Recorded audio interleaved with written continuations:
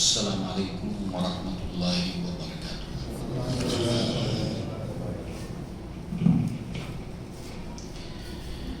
ان الحمد للہ نحمده ونستعینه ونستغفره ونؤمن به ونتوکل علیہ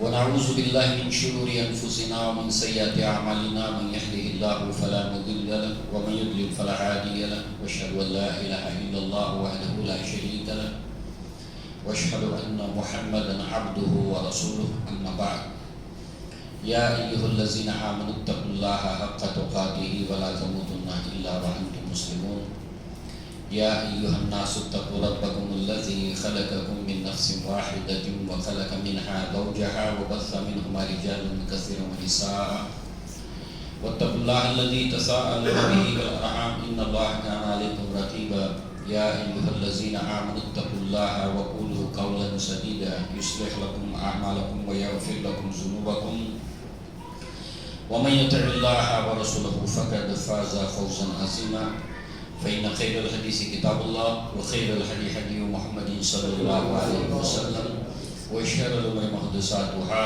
وكل محدثة بدعة وكل بدعة ضلالة وكل ضلالة في النار. وقال الله تبارك وتعالى سبحان الذي أسرى بعبده ليلا من المسجد الحرام إلى المسجد الأقصى الذي باركنا حوله لنريه من آياتنا إنه هو السميع البصير. رب اشرح لي صدري ويسر لي امري واحلل عقدة من لساني يفقهوا قولي. اللهم ارنا الحق حقا وارزقنا اتباعه وارنا الباطل باطلا وارزقنا اجتنابه، آمین یا رب العالمین۔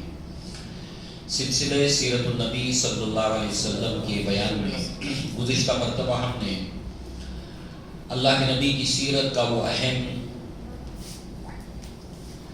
واقعہ جو اسرا اور معراج کے نام سے مشہور ہے، معروف ہے، اور اس واقعے کا جو پہلا حصہ جس میں خاص عنوان جو تھا وہ اللہ کے نبی صلی اللہ علیہ وسلم کا شق صدر، یعنی جبریل علیہ السلام نے آپ کے سینے کو چاک کیا، زمزم سے دھویا، اور اس کے بعد جو ہے اس کے اندر ایمان اور حکمت سے اس سے بھر دیا گیا، اور پھر اس کے بعد اس کو اپنی جگہ پر رکھ دیا گیا، اور اس عمل کی حکمت اور مصلحت کی تفصیلات کو ہم نے دیکھا تھا۔ اب آج ہم معراج کا باقاعدہ طور پر جو آغاز ہوتا ہے، بلکہ معراج سے پہلے اسرا یعنی زمین سے زمین کا سفر جو مسجد حرام سے مسجد اقصیٰ تک کا ہے، تو وہاں سے انشاءاللہ آج ہم شروعات کریں گے۔ مگر اس سے پہلے کہ ہم تفصیلات کی طرف جائیں، اللہ کے نبی کی زندگی کا یہ واقعہ بہت امت مسلمہ میں مشہور ہے، صحیح احادیث اس کی کثرت ہے، 40 سے زائد ڈائریکٹ اور انڈائریکٹ اس کے راوی ہیں، متفقن علیہ روایات کے اندر یہ قصہ، یہ واقعہ ڈیٹیل کے ساتھ میں موجود ہے، یعنی بخاری اور مسلم کے اندر۔ اب اس کے علاوہ دیگر کتب احادیث میں بھی کثرت کے ساتھ میں موجود ہے۔ یہ اس واقعے کی اہمیت کو بتاتا ہے۔ قرآن مجید میں اس کا ذکر ہے، سورہ بنی اسرائیل کی پہلی آیت اور سورہ النجم کی ابتدائی آیات کے اندر۔ لہذا یہ واقعہ جتنا مشہور ہے امت مسلمہ میں، اسی کے ساتھ ساتھ اس کے اندر بہت سی ایسی باتیں واعظین نے شامل کی ہے جو موضوع بھی ہے، من گھڑت بھی ہے، جھوٹی بھی ہے۔ لہذا ان تمام کو ایک طرف کر کے جو اوتھینٹک باتیں ہیں، مستند باتیں ہیں اللہ کے نبی کے اس معراج کے واقعے کو لے کر، ہم اس کو اپنے سامنے رکھتے ہوئے اس کے اندر جو عبرتیں ہیں، اس میں جو نصیحتیں ہیں، انشاءاللہ اس کے اوپر اپنی نگاہ کو اپنی فکر کو مرتکز کریں گے، فوکس کریں گے۔ لہذا چونکہ یہ روایات مفصل ہیں تو اس کے اندر ہونے والے جو ایونٹس ہیں، واقعات ہیں، اس کو ہم جو ہے وہ روایت کا ایک حصہ پڑھیں گے، پھر اس کی تفصیلات، اس کی حکمتیں، اس کی مصلحتیں، اس طرح سے ہم اس ترتیب سے آگے بڑھیں گے انشاءاللہ۔ اب سورہ بنی اسرائیل میں اللہ نے فرمایا کہ پاک وہ ذات جو اپنے بندے کو لے گیا بعبدہ، یہ جسمانی روحانی آپ کی معراج ہے۔ رات کے مختصر سے حصے میں کہاں سے؟ مسجد حرام سے، من المسجد الحرام کہاں تک؟ الی المسجد الاقصی، یہ پہلی منزل ہے۔ وہ سرزمین مقدس جس کے بارے میں اللہ تعالیٰ نے اس آیت کے اندر فرمایا بارکنا حولہ، اللہ تعالیٰ نے اس زمین کو برکتوں سے گھیر رکھا ہے۔ سرزمین فلسطین، بیت المقدس، بیت المقدس،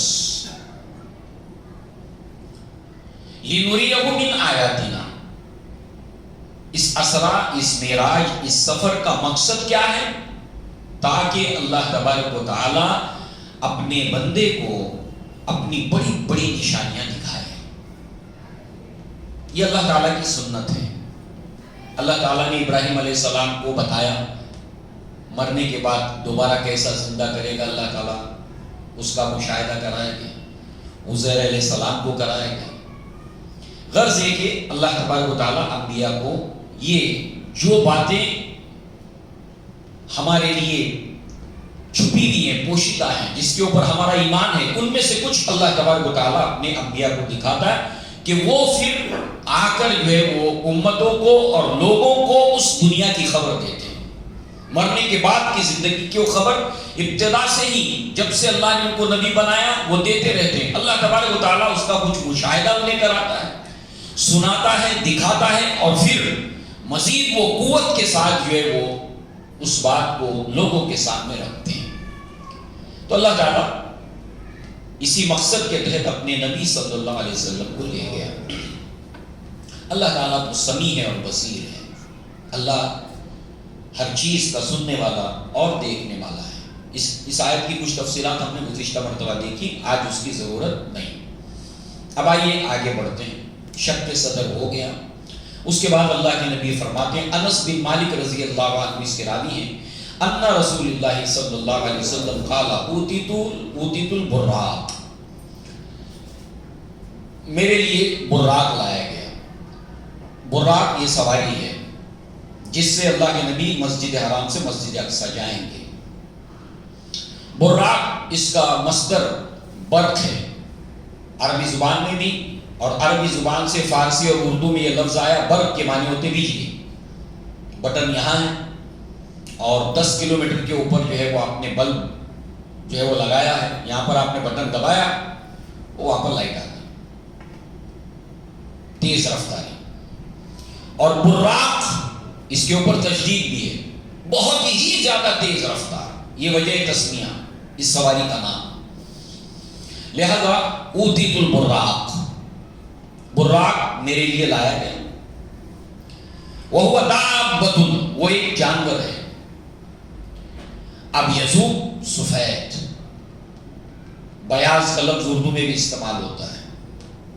اب ہم لوگ کاپی کہتے ہیں، مگر پہلے جو ہے وہ اردو جاننے والے اس کاپی کو، نوٹ بک کو بیاض کہتے تھے، کیونکہ وہ اس کے اوراق سفید ہوتے ہیں، انتہائی سفید۔ طویل فوق الحمار دون البغل، یہ متفق علیہ روایت کا حصہ ہے، روایت مفصل ہے، اس کا یہ حصہ ہے۔ اب یہ سواری ہے، یہ گدھے سے کچھ قدرے اونچا اور حمار کھچر سے کچھ کم پست، اس کے درمیان اس کا جو ہے وہ ہائٹ یا سائز ہے۔ یہ ہے سواری جو اللہ تبارک و تعالیٰ نے اپنے نبی صلی اللہ علیہ وسلم کے بھیجی۔ یہ سواری، یہ جانور دنیا میں نہیں پایا جاتا، یہ بات کلیئر ہو جائے، دنیا میں نہیں پایا جاتا یہ جانور۔ مگر اللہ کے نبی نے ہمیں سمجھانے کے لیے جو ہماری دنیا کی چیزوں سے مثال دی، اس کا قد، اس کی ہائٹ گدھے سے کچھ اونچا اور کھچر سے کچھ پست، ہماری دنیا سے، تاکہ ہم اس کو سمجھ سکیں، اور کلر، رنگ اس کا سفید، انتہائی سفید۔ لہذا اللہ تبارک و تعالی اس بات پر قدرت رکھتا ہے کہ سواری کی ضرورت تھی نہیں، مگر علماء نے، سیرت نگاروں نے، بالخصوص سید سلیمان منصور پوری رحمہ اللہ نے اور مولانا آزاد نے اس کو کوٹ کیا کہ یہ دراصل جو ہے وہ اللہ کے نبی صلی اللہ علیہ وسلم کی تکریم ہے، آپ کی عزت ہے، آپ کی تعظیم ہے۔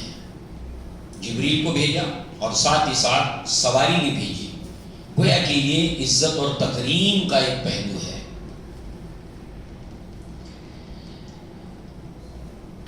اب اللہ کے نبی صلی اللہ علیہ وسلم، اچھا یہ جو سواری ہے وہ زین اور رقاب سمیت،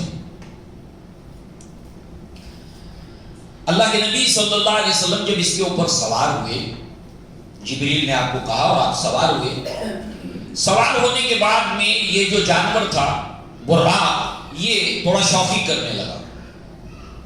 جیسے بالعموم ہم جب گھوڑے پہ وغیرہ بیٹھتے ہیں تو گھوڑا کبھی جو ہے وہ شوخی کرتا ہے، ایسے وہ شوخی کرنے لگا۔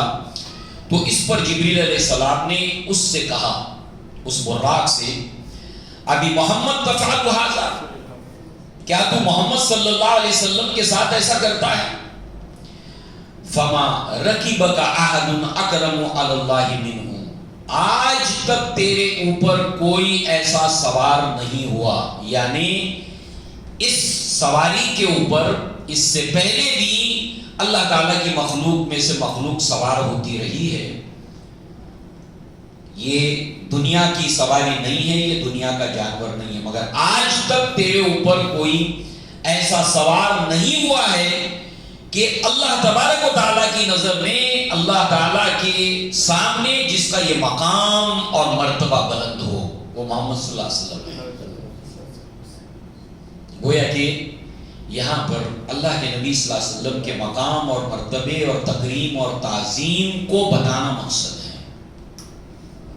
اب ظاہر سی بات ہے، براق نے اس بات کو لیا، سمجھا۔ اللہ تبارک و تعالیٰ نے قرآن مجید میں اس کی مثالیں رکھی ہیں۔ سلیمان علیہ السلام نے چونٹیوں کی زبان کو سمجھ لیا۔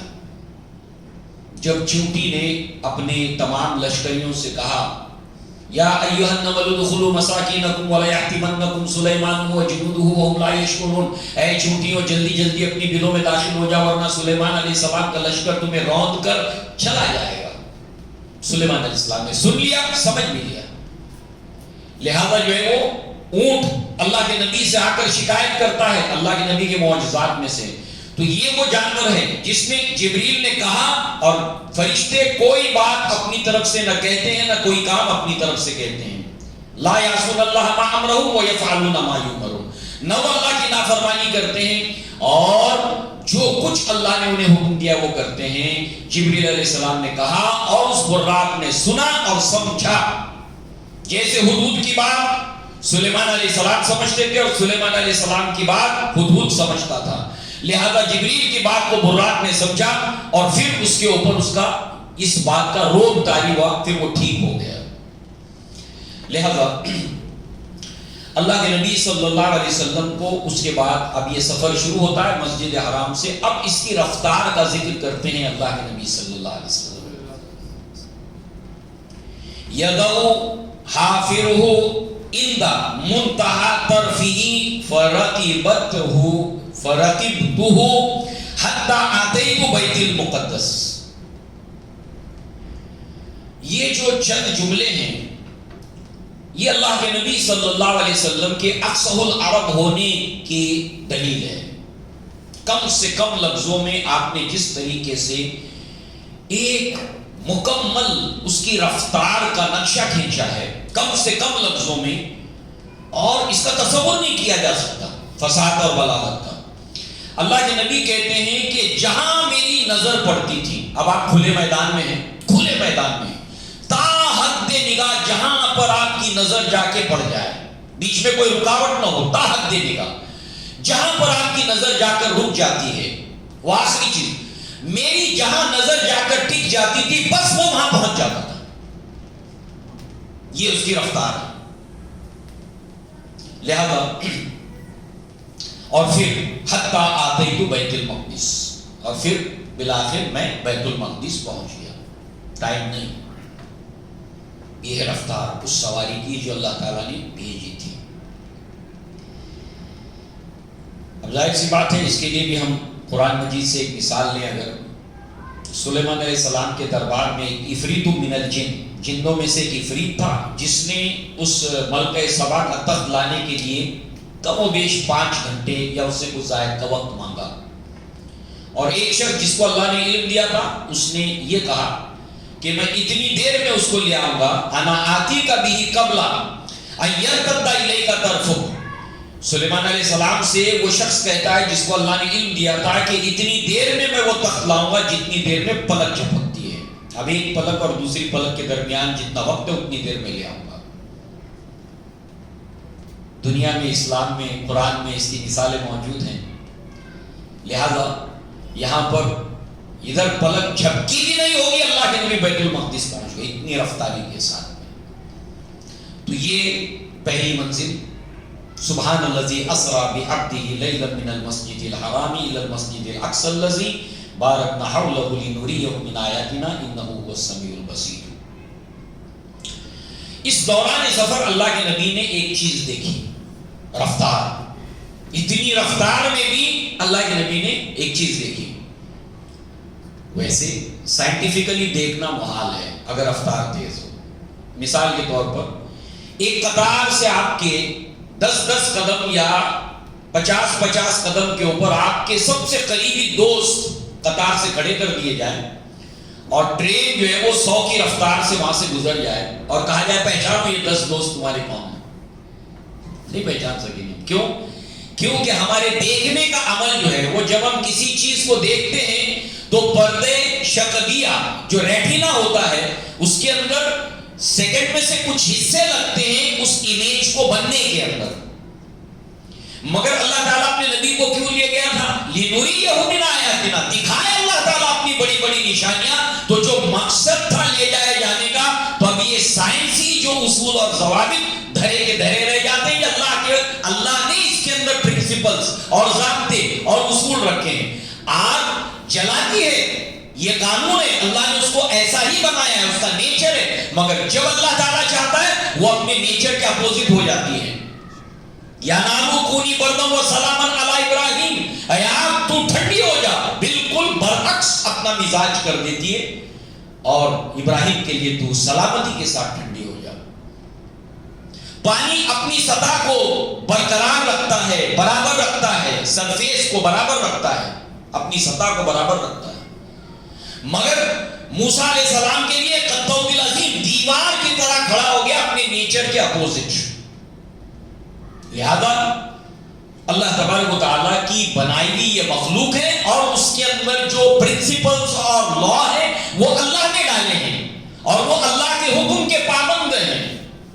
لہذا اللہ کے نبی نے اتنی رفتار کے اندر جو چیز دیکھی ہے، اور واپسی کے وقت تو انتہا ہو جاتی ہے جو چیزیں اللہ کے نبی نے دیکھی، اور پھر چلیے دیکھی اور ہم نے رپورٹ کر دی، بتا دی، یہ دیکھا یہ دیکھا۔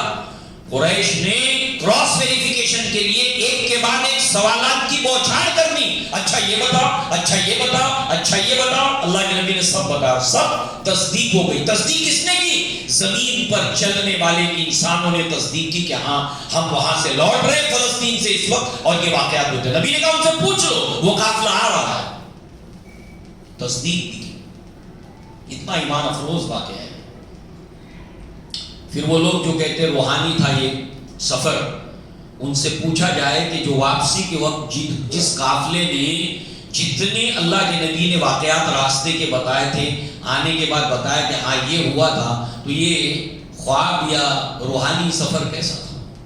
جگہ جگہ پہ کئی جگہ رد ہوتا ہے ہم لوگوں کے خیال کا۔ سید سلیمان منصور پوری نے زبردست اس کے اوپر جو ہے وہ رد کیا ہے۔ اللہ کے نبی کی جو ہے وہ سیرت کے اندر مولانا آزاد نے. بہرحال اللہ کے نبی نے جو چیز دیکھی جاتے ہوئے ان میں سے ایک چیز کا ذکر ملتا ہے آتھینٹسٹی کے ساتھ. ویسے موضوع اور من گھڑت اور بہت سی باتیں ایسی اس درمیان میں جانے کے سفر میں ہیں، مگر اس کی سند درست نہیں ہے. لہذا اللہ کے نبی صلی اللہ علیہ وسلم نے فرمایا کہ مررت علی موسیٰ لیلۃ اسری بی وہو قائم یصلی فی قبری. مسلم شریف کی روایت ہے، 2375 نمبر کی روایت کے اندر یہ حصہ ہے. موسیٰ علیہ السلام کو آپ نے دیکھا، آپ اپنی قبر کے اندر نماز پڑھ رہے تھے. لہذا اللہ کے نبی صلی اللہ علیہ وسلم نے جو ہے وہ جگہ بتائی، عند الکثیب الاحمر. اس جگہ کے اوپر موسیٰ علیہ السلام کی قبر ہے. یہ کیا ہے؟ یہود کے اوپر حجت ہے. اس جغرافیکل لوکیشن میں کون سی چیز کہاں ہے، اس میں سے موسیٰ علیہ السلام کی جو قبر، جو مرکز ہے، اس کو اللہ کے نبی صلی اللہ علیہ وسلم نے بتایا کہ وہاں پر جو ہے موسیٰ علیہ السلام کو میں نے دیکھا کہ آپ نماز پڑھ رہے تھے. اب ظاہر سی بات ہے کہ یہ ایک برزخی زندگی ہے. کچھ باتیں جو سمجھنے کی ہیں وہ یہ کہ جو مرنے کے بعد کی زندگی کی تفصیلات ہیں، برزخی زندگی جو قبر کی زندگی ہے، حشر ہونے سے پہلے، قیامت ہونے سے پہلے. اور اس برزخی زندگی کے اندر، برزخ کہتے ہیں آڑ کو، مرج البحرین یلتقیان بینہما برزخ، دو دریا میٹھے اور کھارے پانی کا ساتھ ساتھ چلتا ہے اور اس کے درمیان ایک آڑ ہے. کھارا پانی میٹھے پانی میں شامل نہیں ہوتا، میٹھا پانی کھارے پانی میں شامل نہیں ہوتا.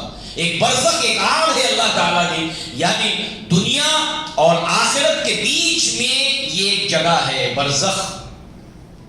یہاں سے کوئی چیز وہاں نہیں اور دنیا سے کوئی چیز یہاں نہیں آ سکتی، یہاں سے کوئی چیز وہاں نہیں جا سکتی.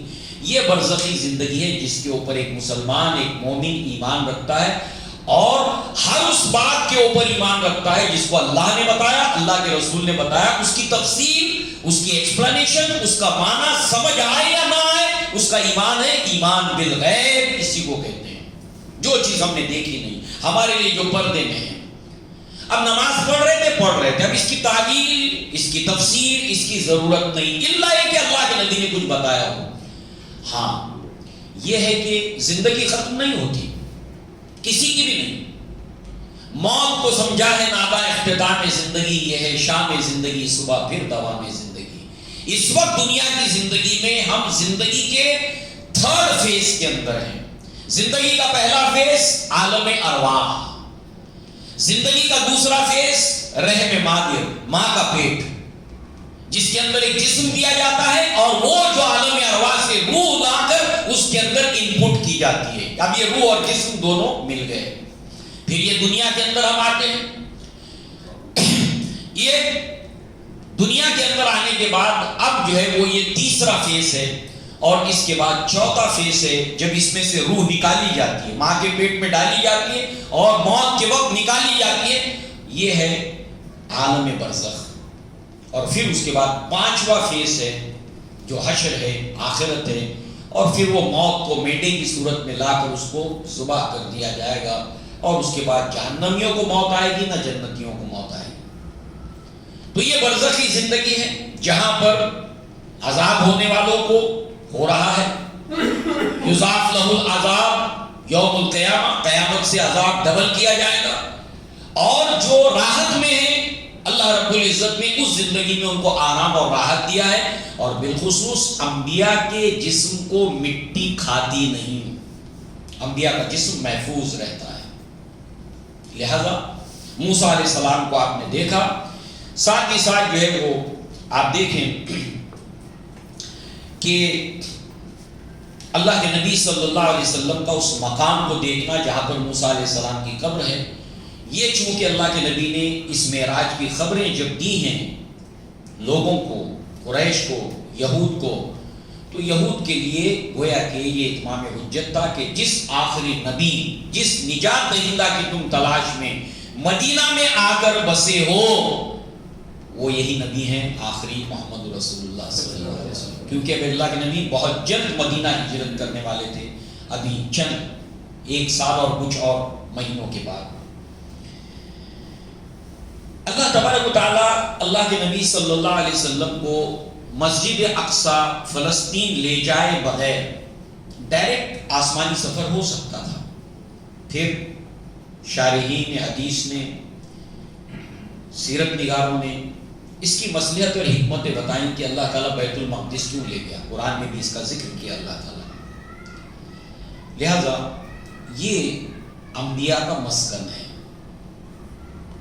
ایک لمبی سیریز ہے ابراہیم علیہ السلام کی نسل میں جن کا مسکن یہی فلسطین ہے۔ اللہ تعالیٰ سے ابراہیم علیہ السلام نے دعا کی تھی، جب اللہ تعالیٰ نے ان کا امتحان لیا، وہ امتحان میں پورے ہوئے، مکمل طور پر کامیاب ہوئے۔ قال انی جاعلک للناس اماما، میں تمہیں تمام انسانوں کا امام بناؤں گا۔ ابراہیم علیہ السلام نے کہا قال من ذریتی، میری نسل کو بھی۔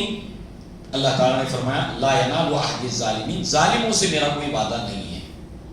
لہذا ابراہیم علیہ السلام کے بیٹے اسحاق علیہ السلام، اسحاق علیہ السلام کے بیٹے فلسطین میں مسجد اقصیٰ قائم کرنے والے ہیں۔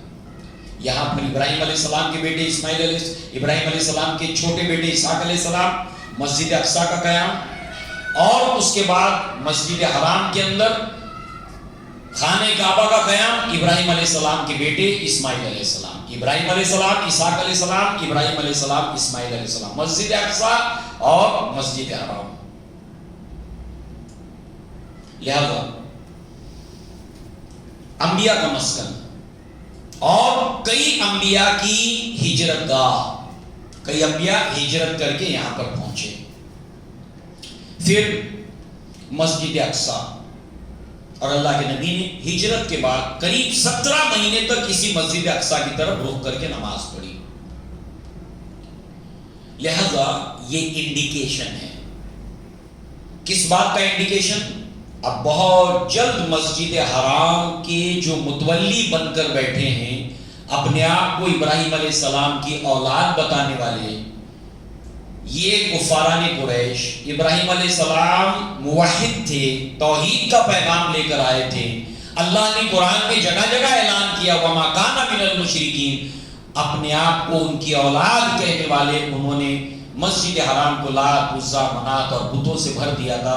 بہت جلد مسجد حرام کو ان ظالموں سے اللہ تعالیٰ پاک کرے گا، اور دوسری طرف دوسرے ظالم جو مسجد اقصیٰ کے اندر یہود اور نصارہ کی صورت میں ہیں، اللہ تعالیٰ اس مسجد کو بھی پاک اور صاف کرے گا ان دونوں سے۔ دس از دا انڈیکیشن، یہ علامت ہے۔ لہذا جو ہے وہ یہود اور نصارہ کی جو تولی تھی، یعنی یہ متولی ہیں یہاں کے، اب نہیں رہیں گے۔ قریش مسجد حرام کے متولی نہیں رہیں گے۔ اللہ تبارک و تعالیٰ اس کو پاک اور صاف کر دے گا ان ظالموں سے۔ میرا وعدہ ظالموں کے ساتھ نہیں ہے، اللہ نے ابراہیم علیہ السلام سے کہا قال لا ینال عہد الظالمین، ظالموں کے ساتھ میرا کوئی وعدہ نہیں۔ لہذا مسلمانوں کو ہمیشہ ان 3 مسجدوں کو، اس کو ایک کو حذف نہیں کرنا چاہیے، بالکل برابر سے تینوں مسجدیں یاد رہنی چاہیے، مسجد حرام، مسجد نبوی، مسجد اقصیٰ۔ اب آئیے اللہ کے نبی صلی اللہ علیہ وسلم کی ایک روایت کو ہم سمجھیں۔ ابو درداء رضی اللہ عنہ فرماتے ہیں کہ قال رسول اللہ صلی اللہ علیہ وسلم الصلاۃ فی المسجد الحرام بمئات الف صلاۃ، کہ مسجد حرام کے اندر نماز پڑھنے کا جو ثواب ہے وہ 1,00,000، ایک نماز آپ نے پڑھی 1,00,000 ثواب۔ وَالصَّلَاةُ فِي مَسْجِدِي بِأَلْفِ صَلَاةٍ، اور میری مسجد یعنی مسجد نبوی جو مدینہ میں ہے اس کے اندر نماز پڑھنے کا ثواب 1,000۔ وَالصَّلَاةُ فِي بَيْتِ الْمَقْدِسِ ب500، اور مسجد اقصیٰ میں ایک نماز کا ثواب 500 ہے۔ دوسری روایت میں اللہ کے نبی نے فرمایا کہ نیکی اور ثواب کی نیت سے سامان سفر باندھنا، اونٹنی کے کجاوے کسنا، ٹرین کا ٹکٹ نکالنا یا پلین کا ٹکٹ نکالنا کہ میں جاؤں گا وہاں پر نماز پڑھوں گا عبادت کروں گا اللہ مجھے ثواب دے گا، کہ سامان سفر نہ باندھو ثواب کی نیت سے، مگر 3 مسجدوں میں 3 جگہوں پر، مسجد حرام، مسجد نبوی اور مسجد اقصی.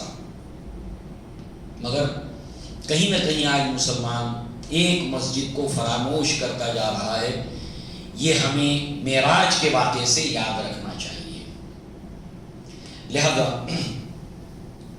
تھوڑا سا اس کی تاریخ میں ہم اگر جاتے ہیں، مسجد اقصی یہ عمر بن الخطاب کے دور خلافت میں، اس کی شروعات تو اس وقت ہوئی جب اللہ کے نبی نے غزوہ موتا کی صورت میں اس طرف صحابہ کرام کے لشکر کو بھیجا، جس کے اندر اللہ کے نبی نے 3 صحابہ کا ذکر کیا.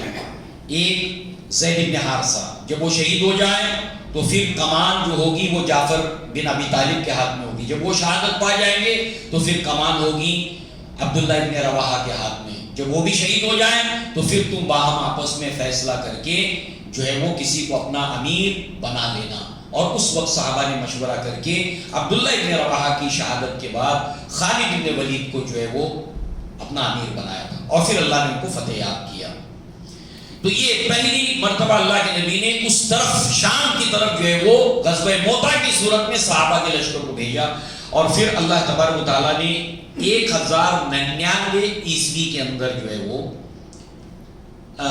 اللہ تو 199 ہجری کے اندر جو ہے وہ اللہ تبارک تعالیٰ نے جو ہے عمر بن الخطاب کے دور خلافت میں خود جو ہے وہ نصارہ نے چابی لا کر عمر بن الخطاب کے ہاتھ میں دے دی. کیوں؟ اس لیے کہ ان کی کتابوں میں یہ پیشن گوئی کی گئی تھی کہ اس شہر کو، اس جگہ کو فتح وہ کرے گا جو ایک درویش اللہ والا ہوگا، اور اس کا حلیہ ہم کو بتایا گیا ہے. لہذا عمر بن الخطاب جو بیت المقدس کے اندر داخل ہوئے تو ان کی جو ہے وہ مہار پکڑنا ان کا ٹرن تھا، اور سوار ان کے ملازم سوار ہوں گے ان کا ٹرن تھا. انصاف کا تقاضا تھا کہ ملازم سوار ہے اور آپ رقاب تھامے ہوئے، کوئی سمجھے گا کہ یہ مالک ہے، یہ نوکر ہے. اور اس کے ساتھ ساتھ جو ہے وہ جب صحابہ کرام نے کہا کہ یہاں پر بڑے یہ لوگ جو ہے وہ اچھا لباس پیش کیا گیا عمر بن الخطاب کو کہ آپ یہ پہنیے، یہ لوگ آپ سے ملنے آئیں گے، تو اس پر جو ہے وہ کہا کہ اللہ تبارک تعالیٰ نے ہمیں عزت لباس کی وجہ سے نہیں بلکہ اسلام کی وجہ سے دی ہے. اور جب وہ سارے مذہبی رہنما آئے، وہ پادری سب جمع ہوئے، وہ اپنی کتابوں کے اندر لکھے ہوئے اوراق کے اندر دیکھتے تھے اور عمر بن الخطاب کو دیکھتے تھے، یعنی جو کچھ کتاب میں لکھا ہے اس کو میچ کرتے تھے اور پھر چابی ہینڈ اوور کر دی. جو علامتیں اس وقت ان کی موجود تھی وہ کتابوں میں موجود تھی. لباس نہ پہننے کی مصلحت آپ دیکھیں، یہی علامتیں اللہ تبارک تعالیٰ نے جس طرح سے جس اٹائر کے اندر عمر بن الخطاب ان کے سامنے آیا، وہی جو ہے وہ پورا کے پورا نقشہ کتابوں کے اندر موجود تھا. لہذا جو ہے وہ یہاں پر پرامن طریقے سے ہینڈ اوور کر دیا گیا. لہذا یہ پہلی مرتبہ ہوا. اس کے بعد جو ہے وہ آپ دیکھیے کہ 1187 کے اندر اس کے بعد جو ہے وہ لگ بھگ 88 سال تک، یعنی 1187 12 اکتوبر، یعنی اگلا مہینہ 12 اکتوبر، یہ ستمبر کا مہینہ چل رہا ہے، اگلے مہینے کی جو 12 تاریخ ہے 12 اکتوبر، اسی 12 اکتوبر کو سلطان صلاح الدین ایوبی نے 88 سال کے بعد پھر دوبارہ ان نجس لوگوں سے بیت المقدس کو آزاد کرایا تھا. 12 اکتوبر 1187. اور اس بازیابی کے اندر جو ہے وہ عبد القادر جیلانی رحمہ اللہ نے بہت اہم رول ادا کیا تھا. مگر آپ دیکھیے یہ تاریخی شخصیتوں کے بارے میں بہت کچھ اس مہینے میں منائیں گے لوگ، مگر انہوں نے کیا کارنامے انجام کیے ہیں نہیں معلوم. فتوح الغیب میں ان کے جو لیکچرز ہیں اس کو پڑھنے کی ہم کو توفیق نہیں. غنیت الطالبین کے اندر آپ نے کیا کہا ہے اس کا ہم کو علم نہیں ہے. تاریخ کے اندر اسلام کے لیے جو ان کی قربانیاں ہیں اس کے ہم کو خبر نہیں. لہذا جو ہے وہ یہ ہے مسجد اقصی، جس کے تعلق سے آج دور حاضر کے اندر مسلمان اچھی طرح جانتے ہیں کہ پھر ایک دفعہ یہ نجس قوم، مغضوب علیہم قوم جو ہے وہ نہ صرف یہ کہ مسلمانوں کے اوپر درندگی کا مظاہرہ کر رہی ہے، بلکہ یہ 3 مساجد جو اسلام کے مقدس مقامات ہیں، تمام دنیا کے مسلمانوں کی ان مساجد کو لے کر رسپانسبلٹی ہے، ذمہ داری ہے، اس کو سمجھنا چاہیے۔ اللہ کے نبی کا آسمانی سفر اسی بیت المقدس سے، اسی شہر سے ہوا تھا، معراج جو ہوئی تھی۔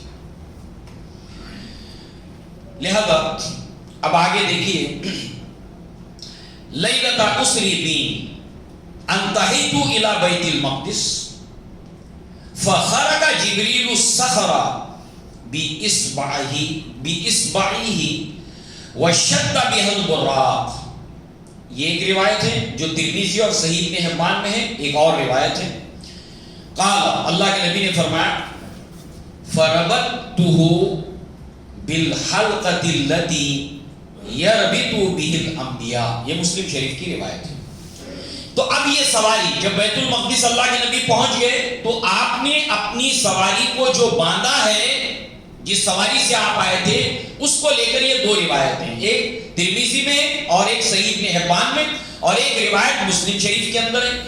یعنی ایک جگہ اللہ کے نبی فرماتے ہیں کہ میں نے اپنی سواری کو اسی جگہ پر باندھا جہاں پر انبیاء اپنی سواری کو باندھا کرتے تھے۔ یعنی بیت المقدس میں جتنے بھی انبیاء اور رسول گزرے ہیں، جب سواری کے اوپر سوار ہو کر آتے تھے تو اسی جگہ پر آپ اپنی سواری کو باندھتے تھے، اسی جگہ پر اللہ کے نبی نے اپنی سواری کو باندھا۔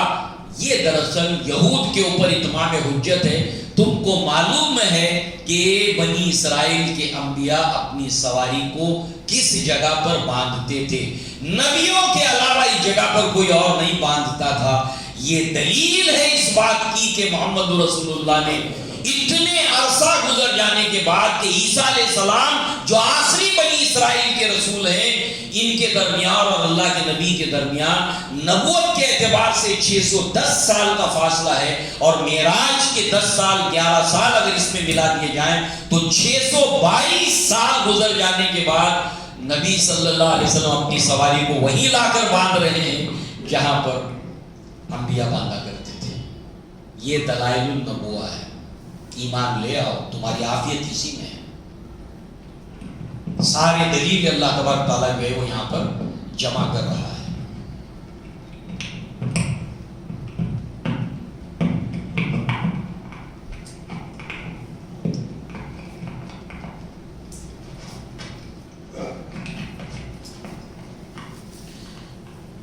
جی،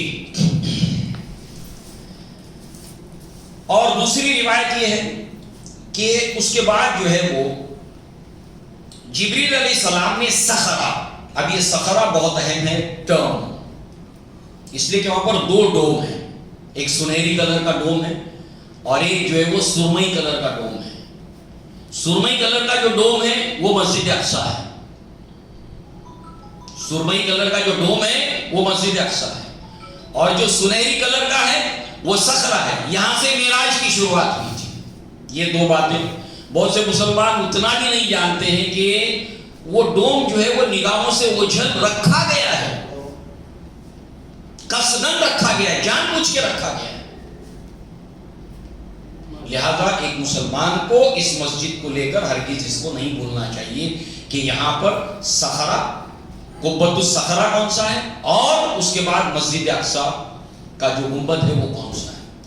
بہرحال جو ہے وہ جبریل علیہ السلام نے جو ہے وہ اپنی انگلیوں سے چٹان کے اوپر، صخرہ چٹان کو کہتے ہیں، اپنی انگلی سے وہاں پر سوراخ کیا، اور پھر جو ہے وہ اس کو سواری کو وہاں باندھا گیا۔ یعنی سواری کو باندھنے کے بعد دو جگہ پر آئی، جہاں پر انبیاء باندھا کرتے تھے، اور جبریل علیہ السلام نے اس چٹان کے اوپر سوراخ کیا اور پھر وہاں پر باندھا۔ تو بظاہر یہ تضاد ہے، مگر زرقانی رحمہ اللہ نے اس کے درمیان میں جو تدبیر کی ہے کہ اللہ کے نبی صلی اللہ علیہ وسلم نے اسی جگہ پر سواری کو باندھا جہاں پر انبیاء باندھا کرتے تھے۔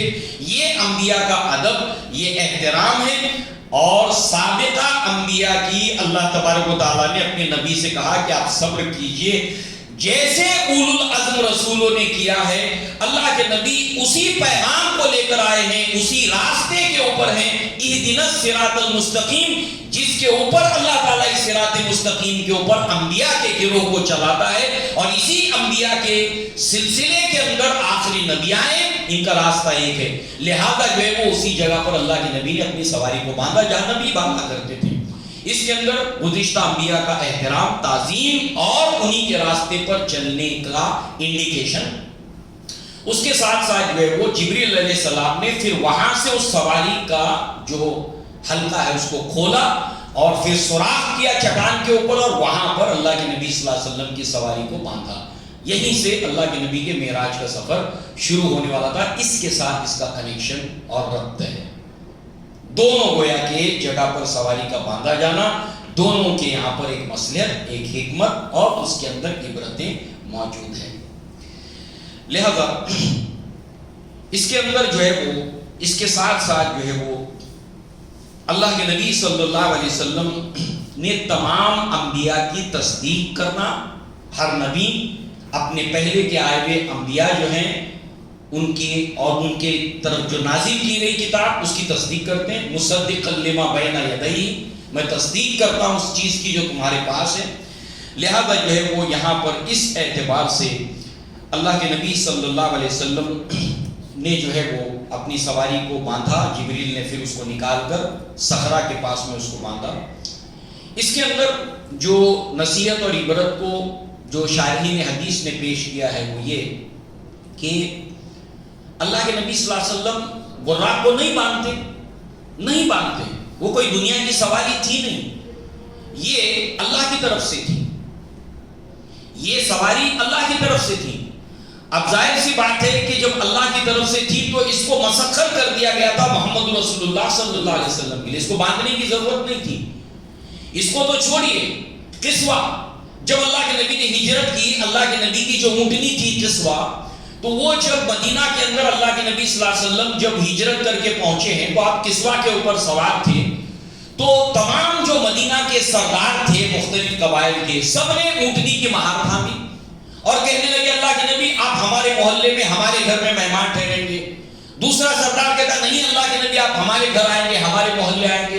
ہر کوئی مہار پکڑ کے اللہ کے نبی کو اپنے محلے اپنے گھر لے جانے کی فکر میں۔ اللہ کے نبی نے فرمایا تم لوگ کسوہ کی مہار کو چھوڑ دو اس کو، یہ اللہ کے حکم سے، یہ مامور من اللہ ہے، یہ اللہ کی طرف سے مامور ہے، یہ اسی جگہ پر جائے گی جہاں پر اللہ نے اس کو حکم دیا ہے۔ اور پھر سب نے مہار چھوڑ دی اور یہ اونٹنی چلتے چلتے چلتے چلتے چلتے بالآخر بنو نجار کے محلے میں پہنچی۔ یہ اللہ کے نبی کا ننیال تھا، یہ محلہ اللہ کے نبی کا ننیال تھا۔ یہاں پر گئی، ایک جگہ پر بیٹھ گئی، بیٹھنے کے بعد پھر دوبارہ کھڑی ہو گئی، کچھ آگے گئی، مسجد نبوی بنانی تھی، مسجد نبوی کی جگہ کا لوکیشن، لہذا جو ہے وہ اونٹنی پھر اٹھتی ہے اور پھر اس کے بعد آگے جاتی ہے، پھر پلٹ کر آ کر اسی جگہ پر بیٹھ جاتی ہے۔ یہ جگہ منتخب کی گئی مسجد نبوی کے لیے۔ تو بہرحال یہ قصوہ اللہ کے نبی صلی اللہ علیہ وسلم کی جو دنیا کا جانور ہے وہ اللہ کی طرف سے معمور ہے، تو وہ مخالفت نہیں کرتا اللہ کے رسول کی۔ یہ تو اللہ کی طرف سے بھیجی ہوئی سواری، تو اس کو باندھنے کی ضرورت کیا تھی؟ چھوڑ دو مہار، اللہ کے نبی نے فرمایا وہی جائے گی جہاں پر اللہ نے حکم دیا۔ تو یہ جو براق ہے یہ کہیں جانے والا نہیں تھا، مگر اللہ کے نبی نے اس کو باندھا، کیونکہ باندھنا پچھلے انبیاء کی سنت تھی، انہی کے طریقے پر اللہ کے نبی چل رہے ہیں، نمبر ایک۔ نمبر دو یہ ہے کہ اللہ کے نبی صلی اللہ علیہ وسلم سے ایک بدو نے سوال پوچھا، اے اللہ کے نبی میں اپنی اونٹنی کو باندھوں اور پھر اللہ پر بھروسہ کروں، توکل کروں، یا اونٹنی کو چھوڑ دو اللہ کے بھروسے، اللہ بھروسے جو ہوگا دیکھا جائے گا؟ اللہ کے نبی نے فرمایا ایکلھا ثم توکل، باندھ پہلے اپنی اونٹنی کو اور پھر اللہ پر بھروسہ کر۔ یہ ہوتا ہے توکل۔ دنیا کے جو اسباب ہیں اس کو بھرپور یوٹیلائز کرنا، اپنا 100% دینا، 100% دینا، کوئی محنت کے اندر ذرہ برابر کسر نہیں چھوڑنا، اب انجام اللہ کے اوپر چھوڑ دینا۔ یہ ہے اسلام کی تعلیم، یہ ہے نبی کی تعلیم، یہ ہے قرآن کی تعلیم۔ یہ قرآن، یہ اللہ کے نبی اپنے قول اور عمل سے ہمیں سکھاتے ہیں، پر اللہ پر بھروسہ کیسے کیا جاتا ہے۔ ہاتھ پاؤں توڑ کر اللہ پر بھروسہ نہیں کیا جاتا، محنت، کوشش، جد و جہد اور پھر اللہ پر بھروسہ، اپنی محنت پر بھروسہ نہیں۔ اپنی صلاحیت پر بھروسہ نہیں، لگانا سب کچھ ہے. لہذا اللہ کے نبی نے سواری کو مانگا. اس کے بعد ثم دخلت المسجد، پھر میں مسجد میں داخل ہوا. فصلیت فیہ رکعتین، پھر میں نے 2 رکعت نماز پڑھی. اللہ کے نبی صلی اللہ علیہ وسلم نے مسجد کا حق بتایا، مسجد میں داخل ہو 2 رکعت نماز پڑھو، جاتے ہی بیٹھنا نہیں ہے. آپ نے دیکھا ہوگا کہ کبھی بہت سے لوگ مسجد جاتے ہیں سیدھا بیٹھ جاتے ہیں، نہیں. اللہ کے نبی نے جمعہ کے خطبے کے دوران، خطیب خطبہ دے، اللہ کے نبی خطبہ دے رہے ہیں اور اس کے بعد ایک شخص آتا ہے بیٹھ جاتا ہے. اللہ کے نبی صلی اللہ علیہ وسلم نے فرمایا کہ کھڑے ہو 2 رکعت ہلکی نماز پڑھو. بغیر 2 رکعت مسجد میں داخل ہونے کے بعد بغیر نماز پڑھے ہوئے مسجد کا حق ہے. اور قرب قیامت کی نشانیوں میں سے نشانی اللہ کے نبی نے بتائی کہ مسجد کا حق لوگ نہیں دیں گے. یہ مسجد کا حق ہے، مسجد میں آپ آئے ہو 2 رکعت نماز پڑھو. تو اللہ کے نبی نے مسجد اقصیٰ کے اندر 2 رکعت نماز پڑھی. عمر بن الخطاب بھی جب مسجد میں داخل ہوئے، آپ نے جو ہے وہ اپنے ہاتھوں سے پوری مسجد کو جھاڑا ہے، صاف کیا ہے. لہذا ہم کو اللہ کے گھر کی صفائی کرنے میں کوئی آر محسوس نہیں ہونی چاہیے کہ میں بہت بڑا ساہوکار ہوں. کبھی مسجد میں اللہ کے گھر میں جھاڑو لگا دینا، کبھی صفائی میں حصہ لینا، بڑے سے بڑا ساہوکار. امیر المؤمنین عمر بن الخطاب جب جو ہے وہ خود اپنے ہاتھوں سے مسجد کو صاف کر رہے ہیں، اور اللہ تعالیٰ نے ابراہیم علیہ السلام کو حکم دیا ان طہر بیتی للطائفین والعاکفین والرکع السجود، کہ رکوع اور سجدہ کرنے والوں کے لیے اللہ کے گھر کو ابراہیم پاک اور صاف رکھو. یہ انبیاء کی سنت ہے، یہ انبیاء کے سچے متبعین کی سنت ہے. ہم سیٹھ ساہوکار باہر ہیں، مگر اللہ کے گھر کی صفائی اور اللہ کے نبی صلی اللہ علیہ وسلم کی یہ سنت. تو لہذا جو ہے وہ اللہ کے نبی صلی اللہ علیہ وسلم نے یہاں پر 2 رکعت نماز پڑھی. اور اس کے بعد جو ہے وہ آپ دیکھیے کہ دوسری روایت ہے کہ اللہ کے نبی صلی اللہ علیہ وسلم نے تمام انبیاء کی یہاں پر امامت کی. اب اس کو لے کر محدثین کا یہ کہنا ہے کہ جاتے بھی آپ نے امامت کی، اور بعض نے کہا ہے کہ جب معراج سے لوٹے ہیں آپ تب آپ نے امامت کی ہے. اس میں اختلاف ہے، مگر حافظ ابن حجر نے کہا ہے کہ جاتے ہوئے اللہ کے نبی صلی اللہ علیہ وسلم نے تمام انبیاء کی امامت کی، اور اس کی موافقت بہت سے اسلاف نے کی ہے. تو لہذا یہ اللہ کے نبی نے امامت کی تمام انبیاء کی. جتنے انبیاء دنیا میں آئے تھے وہ سب جو ہے وہ صف باندھے ہوئے ہیں، اور آپ کی امامت کون کر رہے ہیں؟ سید الانبیاء محمد رسول اللہ صلی اللہ علیہ وسلم، تمام انبیاء کے سردار. لہذا اب یہ انڈیکیشن ہے کس بات کا؟ اللہ تبارک و تعالی نے جس طریقے سے عہد و پیما لیا، وعدہ لیا تمام انسانوں سے عالم ارواح میں الست بربکم، ایسے ہی میثاق انبیاء ہے. اللہ تعالیٰ نے نبیوں سے بھی ایک عہد اور وعدہ لیا ہے. وہ وعدہ سورہ آل عمران کی آیت نمبر 81 کے اندر ہے. وہ کیا ہے؟ اللہ تبارک و تعالیٰ نے فرمایا وَإِذْ أَخَذَ اللَّهُ مِيثَاقَ النَّبِيِّينَ لَمَا آتَيْتُكُم مِّن كِتَابٍ وَحِكْمَةٍ ثُمَّ جَاءَكُمْ رَسُولٌ مُصَدِّقٌ لِّمَا مَعَكُمْ لَتُؤْمِنُنَّ بِهِ وَلَتَنصُرُنَّهُ قَالَ أَقْرَرْتُمْ وَأَخَذْتُمْ عَلَى ذَلِكُمْ إِصْرِي قَالُوا، انبیاء نے کہا اقررنا، قَالَ فَاشْهَدُوا وَأَنَا مَعَكُمْ مِنَ الشَّاهِدِينَ، تم بھی گواہ رہو اور میں بھی تمہارے ساتھ گواہ ہوں. اللہ نے وعدہ لیا کہ جب بھی تمہارے پاس کوئی نبی آئے گا تمہارے سامنے، ایک نبی آیا، اب اس کے بعد اس کی موجودگی میں اللہ نے ایک نبی کو بھیجا. اگر تم نبی کو پاؤ گے تو اس کی تصدیق کرنا، تم تصدیق کرو گے گویا کہ تمہارے ماننے والے بھی تصدیق کریں گے کہ جب ہمارے نبی نے مان لیا تو پھر ہم کو بھی ماننا ہی ماننا ہے، بدرجہ اولا ماننا ہے. تو لہذا تم اس کی تصدیق بھی کرو گے اور اس کی مدد بھی کرو گے.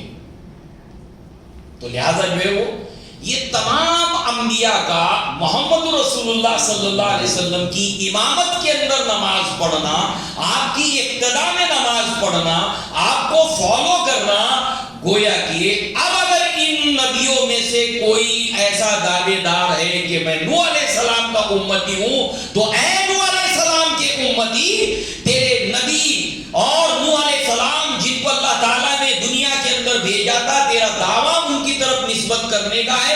جب انہوں نے محمد رسول اللہ کی ابتدا میں نماز پڑھی ہے تو اب تو اگر سچا متبع ہے تو محمد رسول اللہ پر ایمان لیا. ایسے ہی جنرلائز تمام کے تمام. اب کسی کو نوحی بن کر جینے کا اختیار نہیں ہے, کسی کو یہودی اور موسوی کہہ کر جینے کا اختیار نہیں ہے کہ میرے لیے موسیٰ علیہ السلام کافی ہے, میرے لیے عیسیٰ علیہ السلام کافی ہے, میرے لیے نوح علیہ السلام کافی ہے. نہیں, اس کو ایمان از بس کے لانا ہی پڑے گا, کوئی چارہ نہیں. یہ انڈیکیشن ہے. اللہ چاہتا تو مکہ ہی سے ڈائریکٹ لے جاتا, مگر آپ کی نبوت آخری نبوت اور آخری رسالت ہے. اب جو دنیا میں قومیں باقی ہے جو کسی نہ کسی نبی کی طرف اپنے آپ کو منسوب کرتی ہیں, وہ دیکھ لیں کہ تمام نبیوں نے محمد رسول اللہ کے پیچھے نماز پڑھی ہے. اب تم محمد رسول اللہ پر ایمان لاؤ, یہی تمہاری نجات کا راستہ ہے, اس کے سوا کوئی راستہ نہیں. اب آئیے ایک روایت کو ہم سن لیتے ہیں, مگر اس سے پہلے ایک واقعہ جو اس کو بالکل کلیئر کٹ کرتا ہے. ایک مرتبہ عمر بن الخطاب تورات کو پڑھ رہے تھے, اللہ کی کتاب ہے, یہود کے پاس جو بھی باقیات تھے اس کو پڑھ رہے تھے. اللہ کے نبی نے عمر بن الخطاب کو جب دیکھا تو اللہ کے نبی کے چہرے کے اوپر غصے اور ناراضگی کے آثار نمایاں ہونے لگے. صحابہ نے عمر کو اشارہ کیا کہ اللہ کے نبی غصہ ہو گئے. عمر بن الخطاب نے جب دیکھا تو اللہ کے نبی صلی اللہ علیہ وسلم نے فرمایا کہ عمر, آج اگر موسیٰ زندہ ہوتے تو ان کو بھی میری پیروی لازم ہوتی ہے. اللہ نے آخری کتاب قرآن مجید نازل کر دی.